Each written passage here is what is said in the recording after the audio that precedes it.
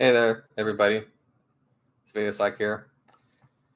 I've actually been waiting to make this video for a long time, but occasionally people ask me this. Not as much on my channel, but just people that actually know me or other friends on the internet, mostly I would say. But because I don't really talk about this much about, for the people in my real life, off the camera, so to speak.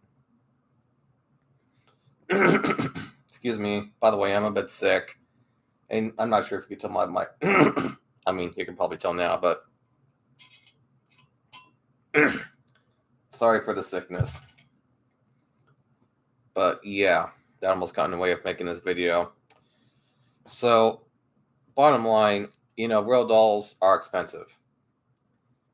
And I would say that's probably the biggest part of it is that people just do not agree with the price. And what they're trying to do is make it so that they Debbie down Realdoll enough all over the internet and bitch about it that they think what's going to happen is that Realdoll is suddenly going to be like, okay, you guys are right, we're tired of being bitched at, so we're going to drop the price. Well, the thing is, that's just not going to be how it's going to happen. I know I'm kind of screwing my words up here a bit, but I think you get what I'm trying to say here. The thing is, when it comes to something like this, when you buy something, let's say from Realdoll, you are buying from a premium. And what that means is that you are buying premium products, which are also made out of premium materials. Now, they might not have every little feature that I would say some other doll manufacturers give to their love dolls, but that, of course, doesn't mean that their love dolls are better than real dolls altogether. And also, what you are paying for is the name. Now, how many names can you name off in this country that are, let's say, big love doll companies? 1, 2, maybe 3 at best. And not only that, Realdoll is also one of the few companies, as far as I'd say love dolls go, that you can actually trust. That when you pay for a love doll there, you are going to eventually get that love doll. Now, of course, before you do decide to get one, just know that if you decide in the middle of it or soon after, I'd say as quickly as possible, tell them that that you have changed your mind. But if you don't change your mind too fast, what's going to happen is that they've already started work on your love doll, and so you have to pay them how much work that they've already put into it. So you could still already be $2,000 to $3,000 out as is, just because you decided to get one and then decided, oh, I'm just not going to do it. That's just not how it works. Either way, you're going to pay if we've already decided on that. And it really does suck, but that's just how it fucking works. And I'm sorry to some of the guys that think that Realdoll is shit because of their prices on their love dolls, but that's just how it is in this country.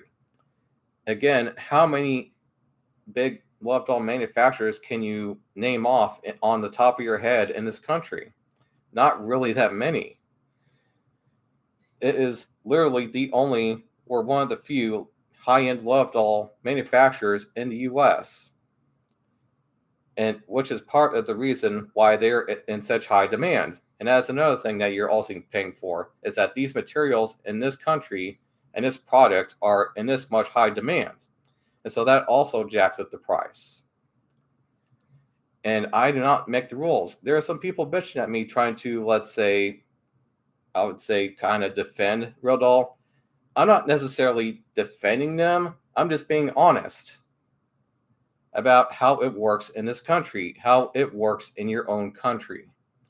I'm sorry, but for the people that just think that they're too much, and I agree, they are a bit, steep on their price, we are all just going to have to wait till either the tech for them drops down or they make other love dolls that are like real dolls but somehow are cheaper. Or it could also even be a different manufacturer that comes up with these love dolls, etc. In fact, I'm surprised that there aren't more, I would say, love doll manufacturers like this in this country. But manufacturing places at the same time that are like this are actually hard to bring up,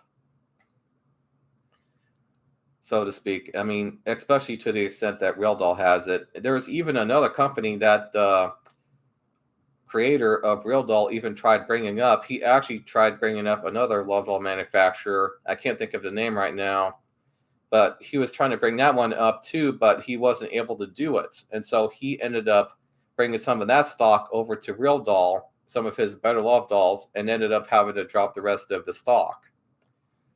It really is hard to get in that kind of industry in this country because of just the way that this country is. Now, if you were something like Japan or China, I mean, shit, you could have 10 love doll companies come up like that, no problem, probably. But here in the US, it's a very tough thing to do, at least for now.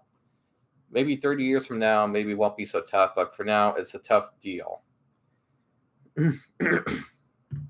But even with their prices, they're having a hard time keeping up with the amount of customers that come in to want the love doll. Some are just getting their first love doll. Some people are getting their fifth love doll. The list just goes on. And sometimes even somebody's wife actually comes in. Probably not real often, but somebody's wife will come in and say, "Hey, I want a love doll for my husband or me or both," so to speak. But moving on from that. But that, in a nutshell, is the reason why people are being so Debbie Downy on Realdoll. But not just because of that, it's also because there are other companies that are jealous of Realdoll and their success. And I mean, you can't really blame them. I mean, again, like I said, it's very tough to be in this kind of industry in this country. But if the best way to bring down and bring up companies is by Debbie Downing people and starting a bunch of childish bullshit, then I don't really care to be in this country. No offense. But of course, that being said, I will just end this video and I'll see you guys later. Bye.